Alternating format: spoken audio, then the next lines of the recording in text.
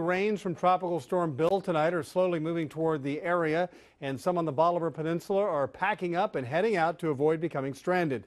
The Galveston County judge issued a voluntary evacuation for Bolivar. KFDM's Kara Dixon was on the peninsula for much of the day, and tonight she is back in Beaumont. Kara, why was a voluntary evacuation issued in the first place? Greg, Constable William Comeaux says it's to prevent people from finding themselves with no way out due to rain and high tides. The only highway to the peninsula is prone to flooding, and officials want people to know that they're endangering themselves if they do stay behind. Residents are leaving the Bolivar Peninsula ahead of Tropical Storm Bill's arrival. Currently, a volunteer evacuation has been ordered. It's not necessarily a safety concern right now. It's more of a convenience concern. Constable William Comeaux says power and limited accessibility to the peninsula are some of the reasons for the voluntary evacuation. It's not necessarily a safety issue, but if someone does have a medical emergency, their access may be limited. Limited because Highway 124 and 87 may become flooded.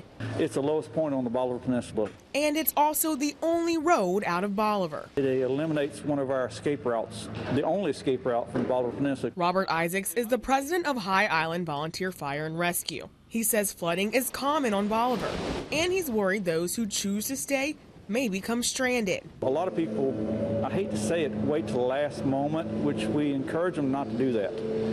But the big thing is just be safe, and like I said, just watch the weather and stay alive. And while others are leaving, some are using the opportunity to visit. We just came down to see the ocean and do a little fishing. But they plan to get out before things get too bad. We're out of here if it gets rough, you know.